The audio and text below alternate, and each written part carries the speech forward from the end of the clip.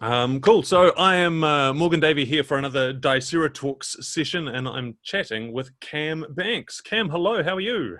I'm super great. Fantastic. Now, this is actually a pretty cool conversation for me because Cam and I have known each other for quite a long time online, but this is the first time we have ever spoken, to my knowledge and recollection. Anyway, I um, yeah. yeah. At So least with this whole visual face-to-face thing, this is kind of different. yeah, it's pretty exciting, and it's a very exciting occasion to be talking with you because we are just a few days out from the launching into the world of this amazing book, Cortex Prime, which is your baby that you have been working on for some exciting time. Well, actually, the first thing I want to talk about is the art in this book. This is a beautiful, beautiful book, and it's got a kind of really distinctive look, covering all kinds of different scenes and settings. I haven't found the best art pages, but it goes all over the place.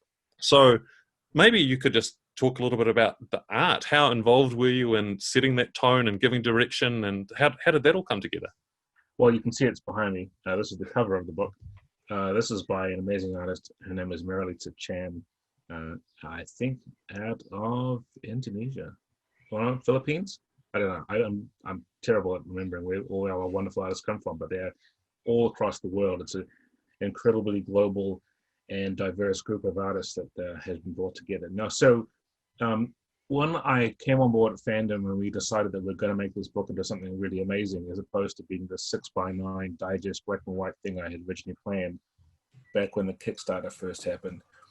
Fandom said, "Oh no, we need to make this good. Let's do this." And so, armed with a budget, I knew that I wanted to get an art director who understood the importance of getting amazing pieces for this. And so kind of put the call out there. As I said, I want someone who isn't your standard graphic designer, layout person from RPGs. I know a lot of people and they're really cool, but I wanted someone new who's kind of fresh to this whole process. And so Tina Lam Collier was recommended to me by a friend who saw me put out the request on Twitter.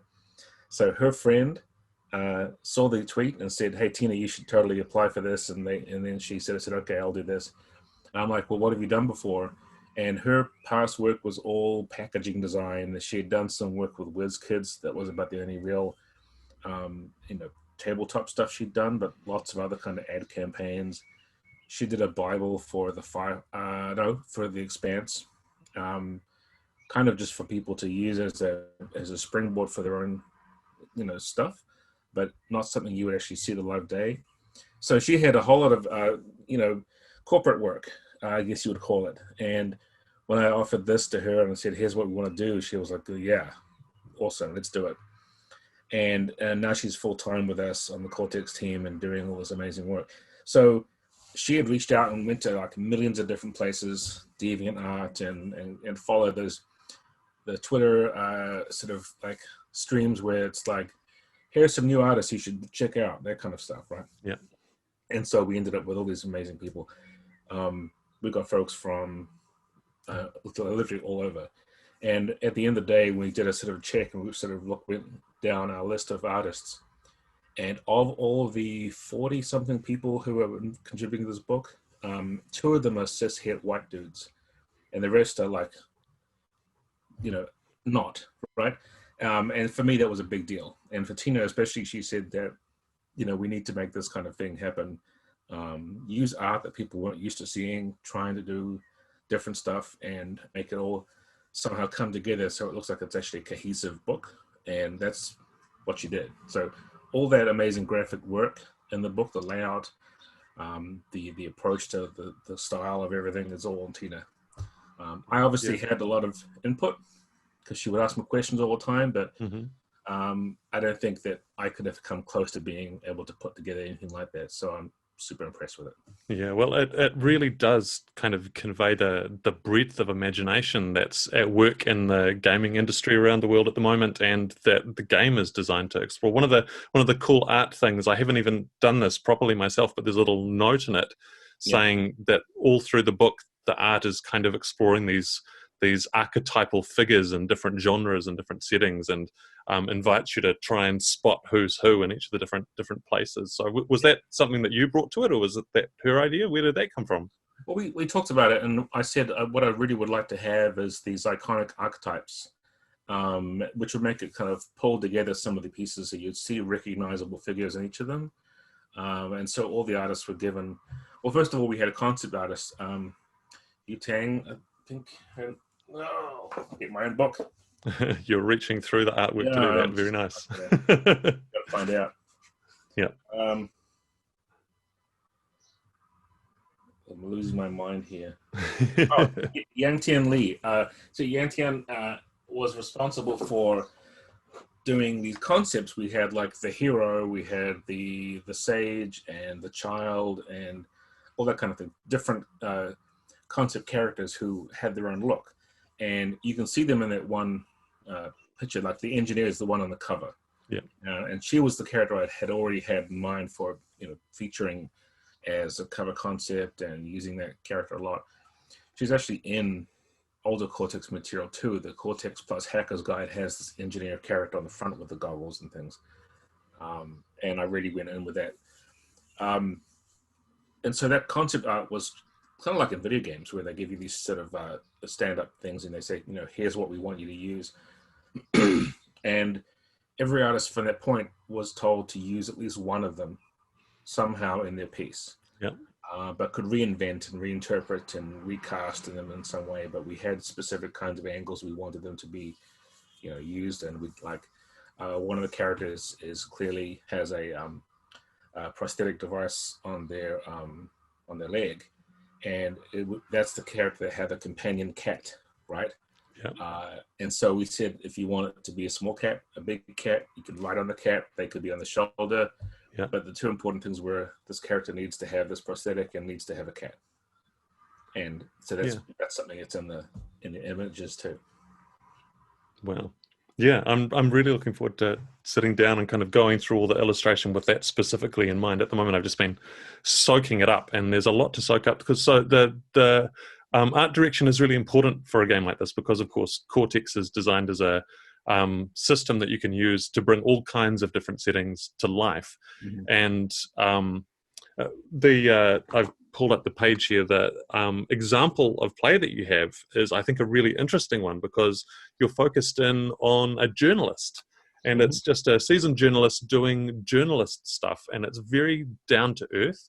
It kind of stands out very clearly against the stream of gaming material that's often about larger than life characters or larger than life threats in the case of Call of Cthulhu, for example. But this is a journalist doing journalist stuff. So that's obviously a really clear choice that you're making to convey what this game is for and what it can do. So maybe I'll just ask you to give me the pitch about what Cortex is designed to cover. What does it bring? What kinds of games can you create with it?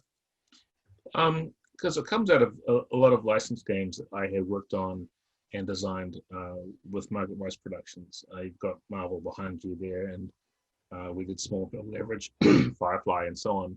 In each case, I took the Cortex system and I tried to adapt it to the property as opposed to the other way around. I always talk about how sometimes with generic games that are used as the basis for licenses, like B20 back in the 2000s, they had to kind of just bend and shape the property to make it fit with levels and hit points and all that kind of thing.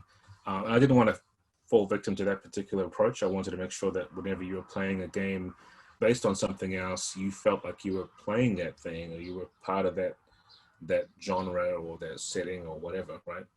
And in the process of doing that, I was finding I was rebuilding this game several times over. I would have many common threads. The whole dice pool with the different size dice and rating things in dice was all very common.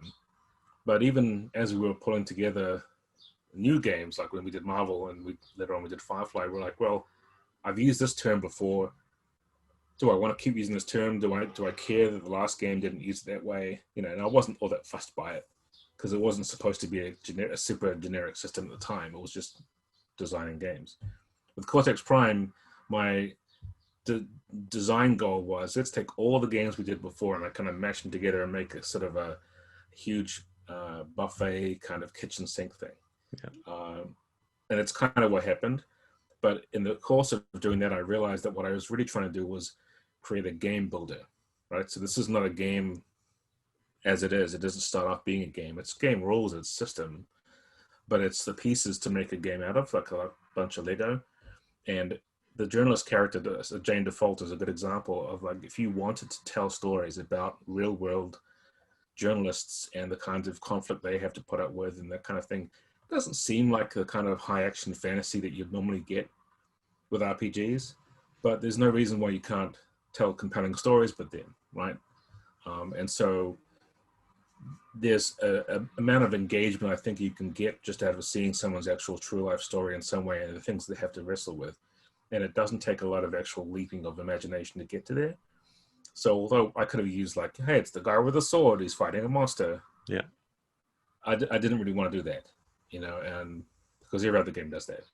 So in this case, it was like, okay, so you imagine if you're hard working on a story and you have to get this thing and your editor's slamming on you to get this done in time and all that kind of stuff, how would you make that interesting in terms of a play session? And so that's kind of what the Jane Default stuff's about.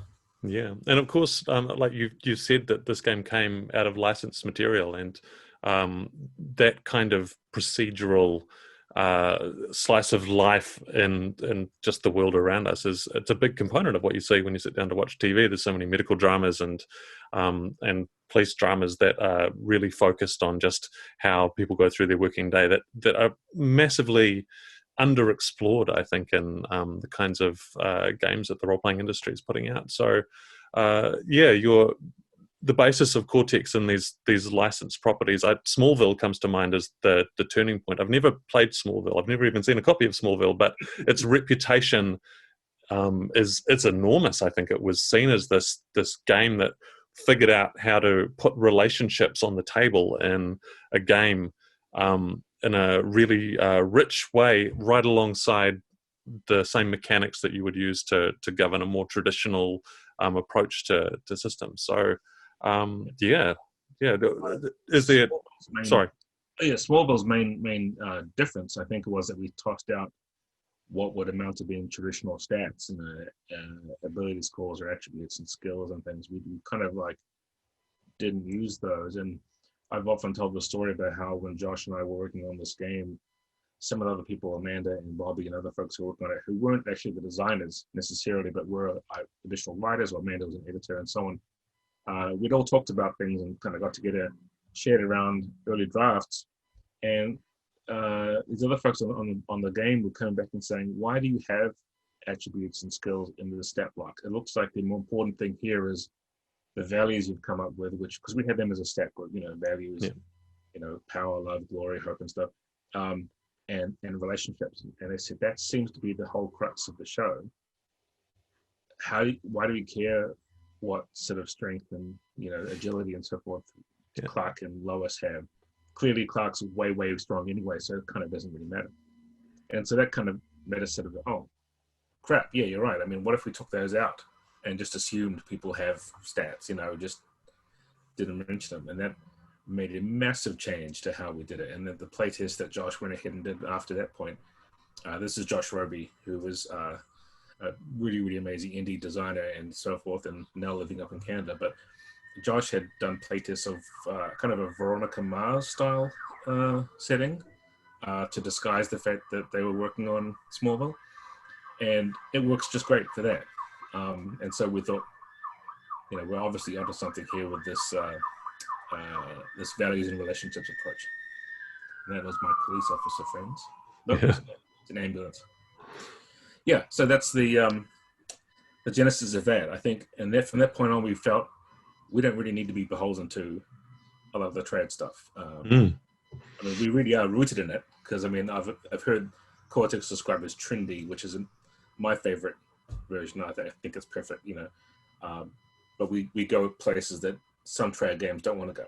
Right? Yeah. So well, I really like the description of it as a building system like Lego, and those trait sets that you're just talking about are the perfect example. When I was looking through, the bit that really caught my attention and kind of got me immediately excited was over here on page 47. There's just this teeny little box over in the corner where you show how you can create different genres by combining different sets of of traits. So for grim fantasy, which is kind of a very traditional approach in these kinds of games, you would have the distinctions, which are the core ones that all Cortex games share, and attributes and skills, which would be familiar to anyone who's played Dungeons and Dragons or Call of Cthulhu or any kind of trade game. But then you can do heist action using roles instead of skills, which is kind of a more higher level thing. Primetime drama in that Smallville tradition with values and relationships. And then in the pages following, you show all these different approaches that you can use, and you can build kind of different engines out of which pieces you pull together. And then within those, of course, there's just pages and pages and pages of further little options so you can refine exactly how you're approaching it. It's incredibly appealing, but that little box there that felt like my way in to suddenly get hungry to start creating. And over the week since I've been thinking hard about Cortex Prime, I've started developing something, and I'm sure that almost anyone that comes and engages with this book would find it very hard to walk away without starting to scribble in a notebook and come up with their ideas. So it brings me back to I think where I was experiencing gaming in kind of the 90s, before the indie game movement really kind of got moving, because you looked around then. There was the World of Darkness, there was Dungeons and Dragons, there were kind of a few other options. But if you wanted to do anything out of the ordinary, you really had to build it yourself. You had to go completely off-piste and freeform something that caught your imagination. And I used to love doing that. And some of my best games were things that didn't relate to anything else. And then kind of the indie game revolution happened, and I started to see all of these amazing, cool other things that you could do. And that kind of took over my gaming life for a few decades, because there was always more cool stuff to explore. But I have recently been feeling I quite want to make something myself. Mm-hmm. And it's a really good feeling to have this toolkit, because I feel like this is going to support me to doing it way more than I was ever able to by hacking together Dungeons and Dragons and Shadowrun or whatever it was in the 1990s to try and make something that would work. So that was kind of me thinking back to the 90s and what I was doing there. Let's go back in time for you, Cam, because you have a long history in gaming. You are also relevant to Diceratalks because we focus on Aotearoa New Zealand designers and creators. You're a New Zealander, and you didn't stay here in New Zealand, but you certainly started out here in New Zealand. So tell me a little bit about how you got into gaming and where that all came from. Like most people of my age, back in the 80s, it was D&D. Like it was the box set you could pick up at Whitcoulls, and parents didn't know how satanic it was at that time, and so it was all fine.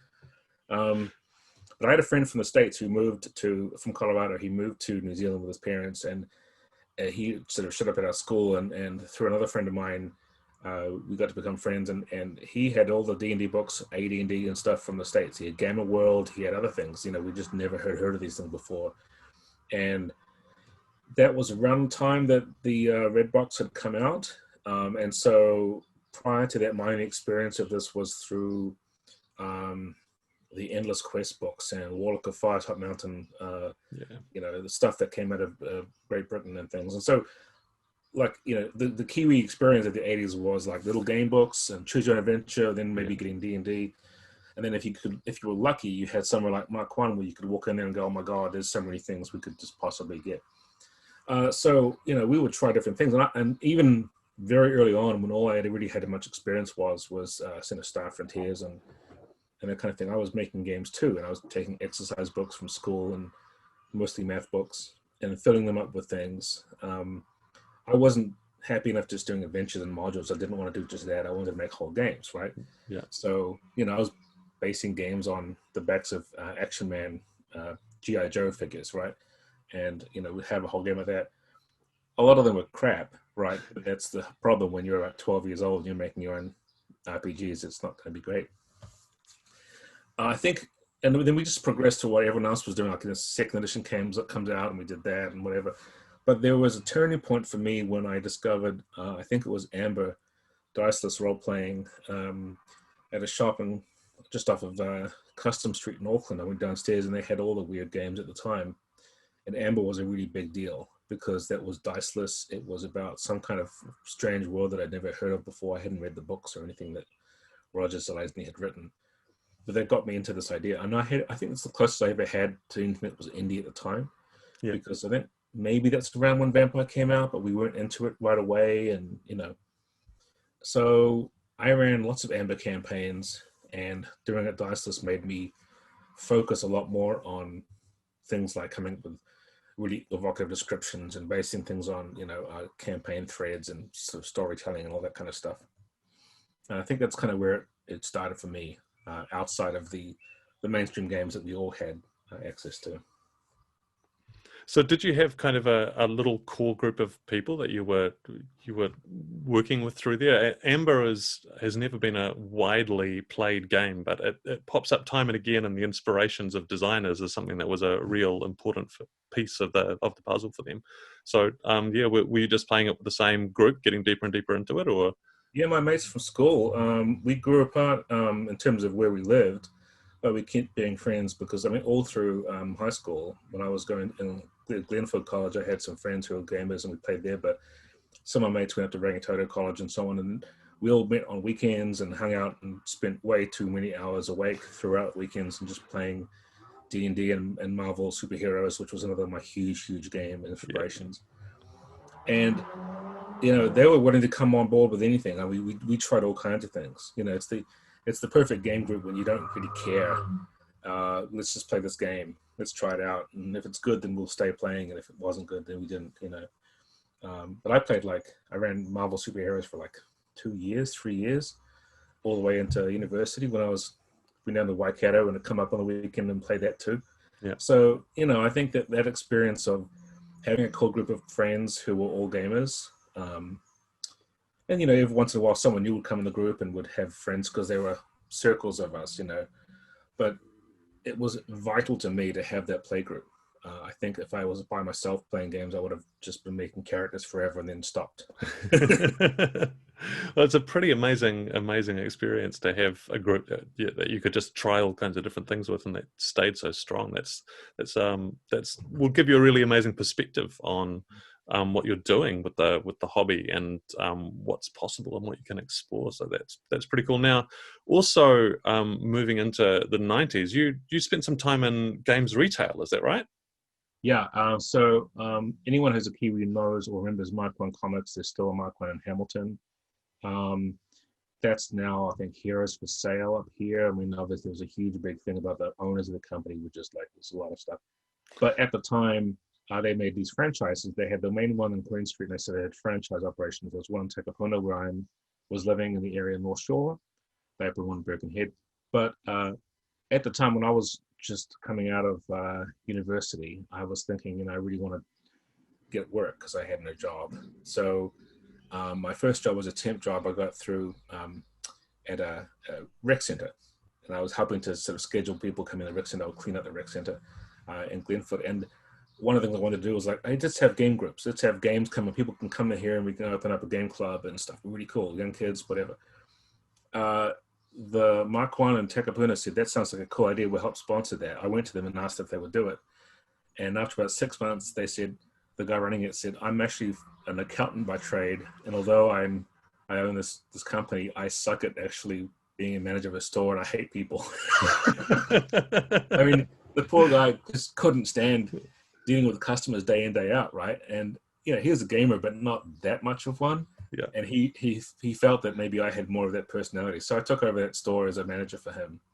And I was running that all the way up until the time that I went and moved to the US to get married. So game store management is also a good way to get games in that you've never heard of before, because you just order them and then read them and then put them on the shelf. Wow. So yeah, that was I guess that was the heyday of games retail in New Zealand and probably around the world in that time, when it was just thriving and big. Has your kind of approach to game design, is there anything that you learned as a person on the coal face of retail that you have carried forward and plays in your mind when you do your work now? Yeah, I think it's important. I mean, not a lot of people have been through all the different parts of it. I mean, obviously, people have been gamers and fans and play the games and run the games. I've worked as a publisher. I've worked as a freelancer. I've worked as retail selling this stuff. I've worked as a retail manager. So all those different angles of it, um, it's important that you sort of get a good sense of what people really want. What do they appeal? What appeals to them? It can be very academic if you're like a gamer yourself. I like this game. I'll make a game just like this, but it's different. It's like D&D, but it has more spells. Yeah. I quickly saw that people could saw when he's trying to sell stuff to them and pitch them as a retail store person. After a while, you realize that I can't sell this thing because there's nothing about it that anyone likes, right? So it'll sit on the shelf and get dust. But you also need to have people try them out. You had to play things in store. We couldn't do nearly enough of that. We did a lot of Magic because when Magic came out, that was the same heyday, right? When they stood Magic together. But for me, it felt like you had to really show people what the game was about, or try it out yourself, or understand it to really click. So I got that aspect of it too. Games are really only games when you play them. The actual game itself, as a text and as a book and a product, it's not really alive until people are playing it. Mm. So maybe that's a good twist on it too. Trying to make money off it, as a retailer, and knowing the whole thing about the business and how it's just distribution is a mess and all that other stuff. Yeah, there's a lot you can get involved in that will inform you for how you design them later on. Yeah. So you were not the only person in New Zealand working in games retail, but you are the only person from New Zealand who then ended up living in the US and working in the games industry on all these quite significant properties, doing really good stuff. So obviously, bit of a journey to get from this side of the world to that side of the world. Do you want to? Okay, let's pick an end point or a kind of an iconic point, because Diceratalks does Dungeons and Dragons shows. D&D is important to our people. You were very connected to the Dragonlance property, which all Yep. D&D people will be familiar with. You were kind of shepherding that property for a bunch of years. Is that right? Yeah, I mean, around about 2000 when third edition D&D came out, I had not really been into D&D for a while before that. Like, I was still very keen on Dragonlance, and I wanted to convert Dragonlance modules to other games. So I tried Avalon Hill's RuneQuest third edition. I tried making it that, and this is just me converting it because I was bored living in Kansas at the time and thinking, I haven't got a game group. What am I going to do to get my gaming fix, right? And my wife and I didn't really have the sort of friend group at the time that let us have that experience to play games. So I would work on random stuff, converting games to whatever. But in 2000, we were living in Pennsylvania, and we'd moved there. And third edition came out, and I was really excited by this new sort of edition. Something about it just made me feel like it was a good change, and I wanted to get in on board ground level and so on. We went to Gen Con that year when it had been released, right? It was a really big deal. We were the first people to have players' handbooks, and we just, all the stuff. Yeah. There were huge amounts of games being run. You can go to different panels and do all that stuff. And my first thought was, I've got to try and convert all these Dragonlance things to third edition, get the conversion book, convert from AD&D to third edition, do that. I posted all these things online from a temp job where I was working as a community sort of organizer person, conventions and so on. In my free time, I just went online and started posting stuff onto, Usenet and whatever places. And that was seen by folks who said, okay, well, we're looking for some people to help us do an unofficial Dragonlance conversion project. So a lot of other designers got together and fans and stuff. In turn, that group was made official by Tracy and Margaret as, here's our official fan group. And here are these people doing conversions. If you want to do Dragonlance in third edition, you should look at that. And not long after that, Margaret actually got the license from Wizards to actually do it for her company. And although we were kind of volunteering at the time and helping out and testing things, soon enough they said, well, we should give you actual money for this. And so I started working for her and writing it. And it just went up from there. So yeah, the Dragonlance stuff was amazing. And I think I credit mostly third edition for that kind of re-inspiration for D&D, because before that, I wasn't really terribly attached to anything that Wizards was doing, or TSR before that. Mm. But this whole idea of being on the ground floor and being able to sort of show people what you can do with it and convert it, and see that new people can come in who are into the novels but hadn't played in a long time, because it had been, at that time, 16 years since they first put out the Dragonlance books, and people just tend to forget about it, go nostalgic. But no, that was a huge moment for me. As a big fan, going to Gen Con and then hanging out with Margaret and Tracy and writing for them and doing work for them was just a big thing. Wow. Yeah. I haven't heard that story before. That's extremely cool, and it's a very, very early 2000s story that when there was kind of this free for all with people just making stuff and sharing it. There was no online market. There was no PDF market for stuff. There was no kind of regulation for a lot of things that were happening around the game. I do remember, as you say, that there was kind of this official fan group. That was how Wizards decided they were going to manage it. Each of the worlds they created a little official group there was one for Planescape and one for Ravenloft and one for Mystara and whatever, and so that was the door that you kind of found yourself knocking on almost inadvertently, it sounds like. Yeah, and that was amazing. The other side of it too, being official, was that although everyone else had to use the open game license and the SID and D20, which was limiting, you could make all sorts of things and publish them yourself, but you couldn't use everything that D&D had. We were allowed to. And so even if the source book had come out like the previous week, often we had early advanced knowledge of what it was going to be in it. So I could write up a special way of doing rules that was going to work with that and then use them in, the next thing. So we had done the Noble class in the Dragonlance campaign setting book that came out. It was 3.5 that we first started doing it. So 3.5 had just started. I got advanced notice of that. We had the 3.5 books before they were released to anyone else. I still might even have them. They're like in ring binders, and and it had changed a little bit from then to when it got published. But Dragonlance was the first 3.5 campaign setting. They had already put out, some of the other stuff before that, but this was the first time that happened. And they had used as Noble class in the Wheel of Time game. Which was D&D. It was like obviously D20, but it was a Wizards thing. So I said, let's take the Noble and use that in Dragonlance to help us have a new class to handle people like, Lorana and other characters. And they said, yeah, sure, let's do that. So yeah, we could borrow things from Wizards' other books, which was not a thing that you could do necessarily for other people. So that was the kind of made you feel like you're kind of in a bit of a VIP club having that access. It was really neat because everyone else had to kind of make do with the OGL. So it was fun to do that. Wow. So from Dragonlance, you then built on the relationship with Margaret Weiss Productions to get involved in the licensed games that they were doing. Yeah. And that was, you've already referred to some of them because it's the origins of the Cortex system and as that you started to develop. I've seen you refer elsewhere to your ability to kind of imbibe fictional worlds in order to kind of deploy them when you're working in these licensed settings.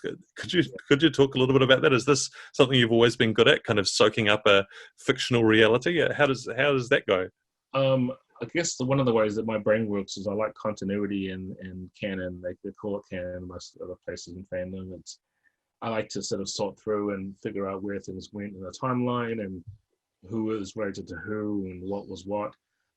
This is a big part of my enjoyment of DC and Marvel comics, for example.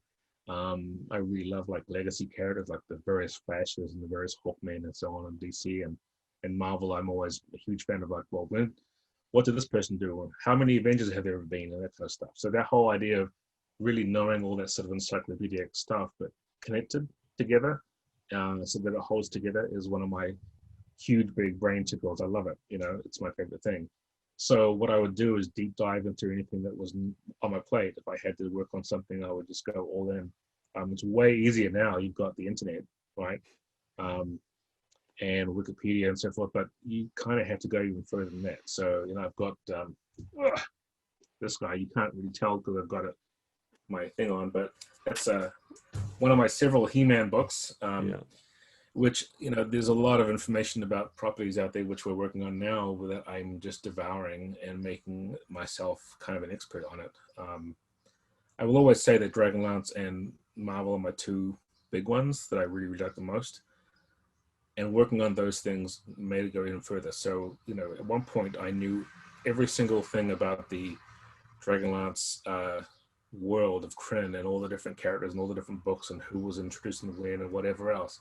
It's a little bit rusty now. I haven't worked on it for a while, but organizing that into a coherent whole to try and present it as an RPG supplement, that's my thing, right? Yeah. So, did you actually read all the novels, or did you rely on summaries? Because there are a lot of novels. Oh, I read all of them. Yeah. Wow. And you wrote more than one, is that right? I wrote one, and I wrote a short story. Ah, nice. Which was a lot of fun. Yeah.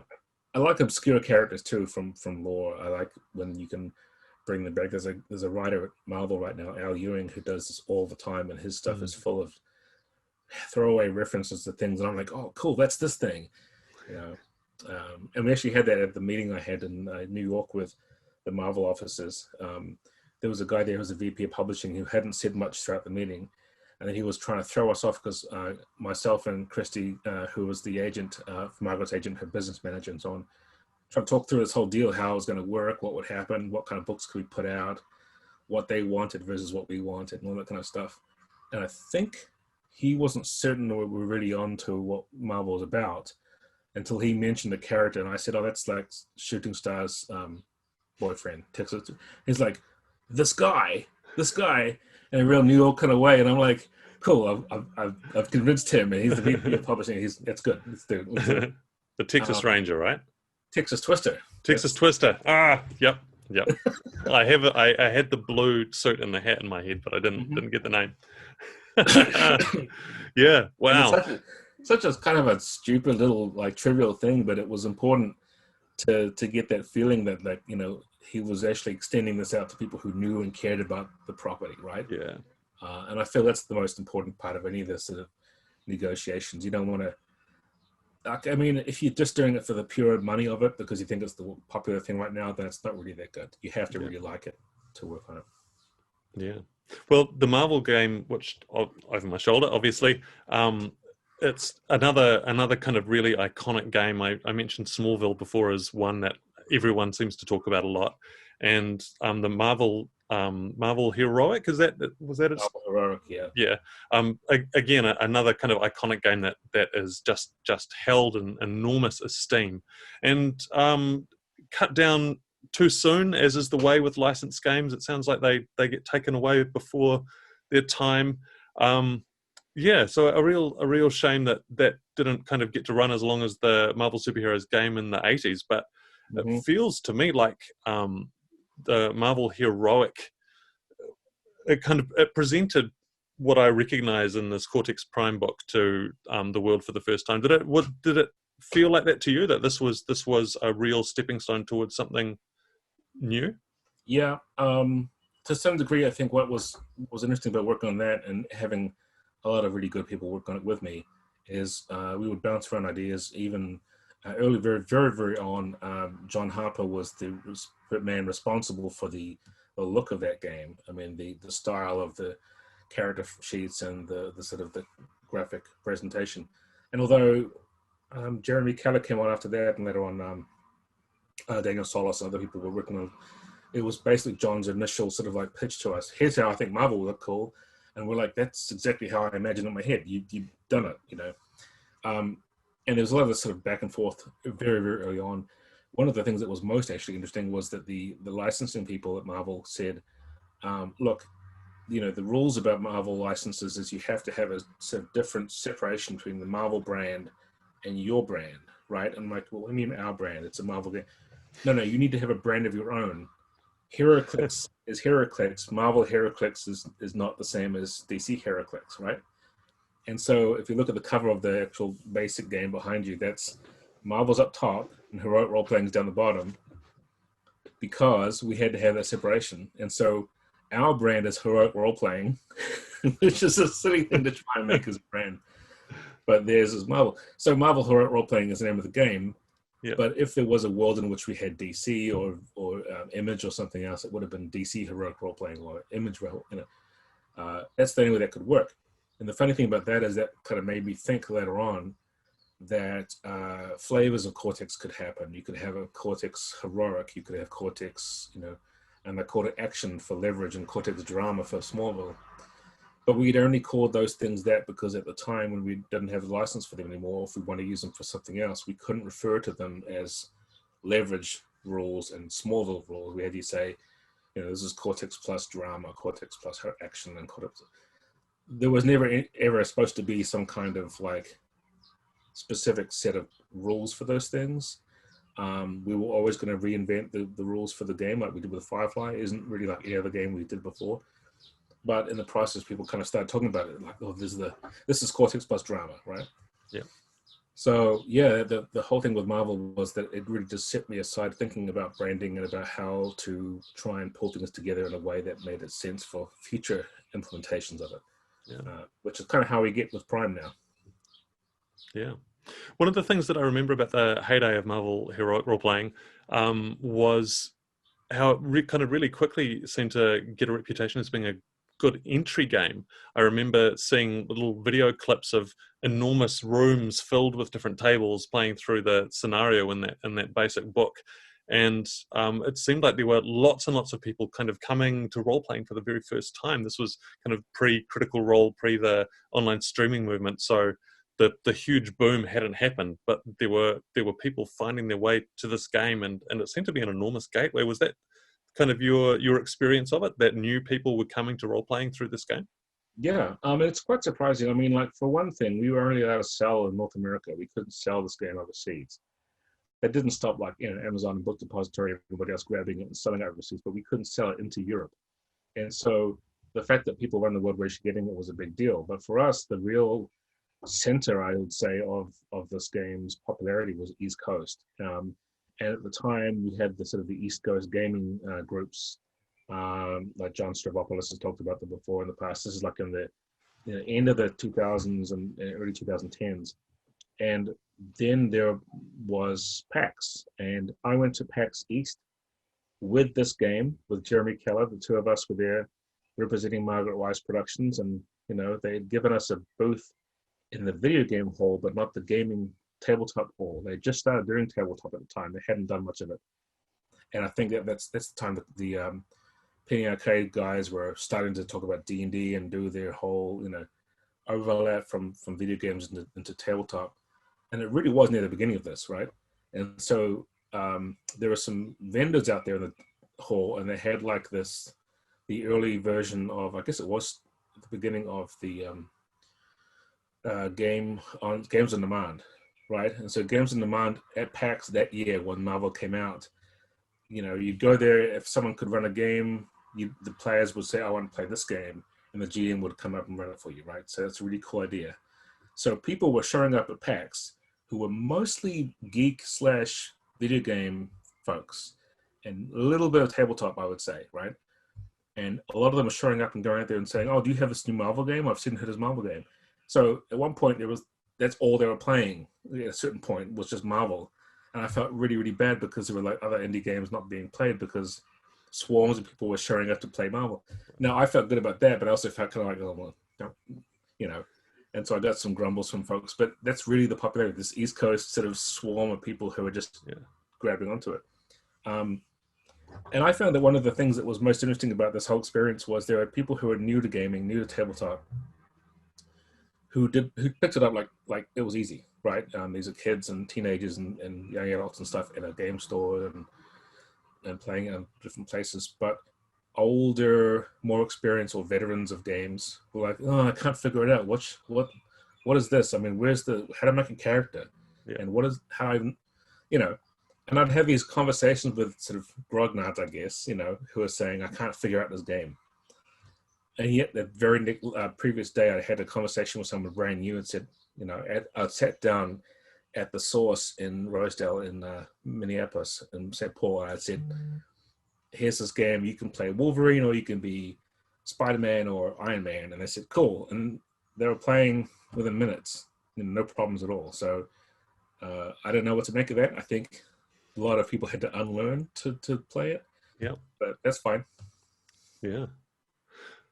I was wondering about exactly that point, and it was on my list of things to ask you about, because it is um I guess Cortex is just, it's just kind of different enough from the assumptions of ordinary play, kind of the commonplace assumptions that I guess people run into problems with it. I don't feel like I've encountered that myself directly, but then I've been soaking in indie games for a long time, so Yeah, that does help. probably um, but one of the other great assets that you've got with this edition of Cortex, apart from kind of the beautiful text that you've got in there, it's kind of really clearly expressed. It's just a great bit of kind of technical writing, a great feat of technical writing to communicate so clearly.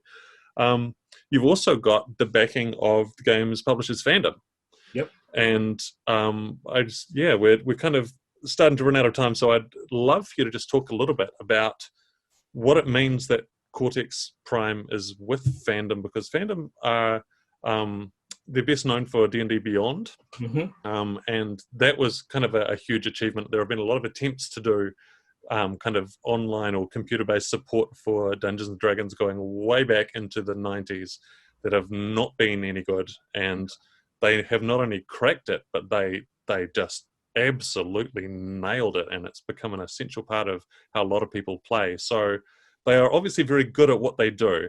How is what they do going to be kind of helpful, or what's it going to do for Cortex? And what's ahead? Is that what I'm asking? I guess I'm asking what's Yeah. ahead for Cortex. Um, really, very first thing, when the first conversation I had with Adam Bradford, who is the VP of Tabletop at Fandom now, when he brought me on, was like, we wanted to be somehow tied into a digital launch. Like, we really want it to be a digital game as well as being just a traditional pen and paper kind of thing. And to my mind, that's going to be super important. It has been supported so far because of this whole Corona thing and everyone moving on to online streaming and playing games with friends online. Having that ability to play and organize and manage your game session, like the way that D&D Beyond does it with characters and things, but now with the dice rolling they've got there, it's so good with the Cortex, because as much as I love this game, it does have a bit of a crunch factor in it because of those pools you have to sort of manage all the time. And being able to sort of know that you can pull dice from your screen onto a pool and then just roll that, and it figures out your results and things and tells you stuff, gives you more time to spend playing the game and less time sort of going, oh, which dice do I roll for this and whatever. And for me, that's the magic button. That tied in with the fact that we're hoping to be able to provide everyone with this ability to put your own game together from the pieces, build your own character sheet, choose which options you want to use in the game and have that saved off as a kind of a game build of your own. That kind of stuff is just gold, and this would be the first game I would say that's ever had that kind of capacity to come into the marketplace with that. D&D didn't come provided with D&D Beyond. And no one else has really done that in the same way. And so in this case, we've had the digital aspect in mind since the very beginning of working on this book. So really exciting. I can't wait to see what we're looking at when we're talking about Cortex in a year or so. What kind of tools, or 5 years or 10 years down the line? It's I think it's really, really exciting. So we should probably wrap up. There's obviously heaps more that we could talk about, because you have done cool stuff, Cam, and we've only scratched the surface. But for today, I think that's probably plenty. So if people want to know more about Cam Banks and Cortex Plus, where do they go? How do they Cortex Plus, Cortex Prime? Where do they find you? And where do they look for you? Well, on Twitter, I'm at Boy Monster. I have been for a long time. For the game itself, at Cortex RPG is the Twitter handle. We've also got them on Facebook. CortexRPG.com is the website. And in fact, if you get that book, you've got the code in the front cover. Don't show it to the screen because people can grab it. But each book comes with a unique code. You use it to unlock a PDF version of the book and the online compendium, which is like a browser-based version of the rule book. So, and that will just get bigger and bigger and bigger as time goes on. We're hoping to have a lot more going on at the site. That's all the information I have right now. But you should follow us on Twitter. I'm on there all the time. It's too much. We have a Discord, which I could probably give you so you could share a link somewhere. And that's quite busy. Lots of people just chatting about various builds of Cortex all the time, and asking me questions and me jumping in once in a while to answer them. Great. Yeah, I'll definitely throw those links in the notes. Cool. It's a great pleasure to talk to you, Cam. Thank you. Oh, thanks for inviting me on. All right. Good stuff. See ya. Diceratalks presents a podcast, D&D live on stage, interviews, news, other games, and romantic advice from Randy Dwarf. Get it all at diceratalks.nz.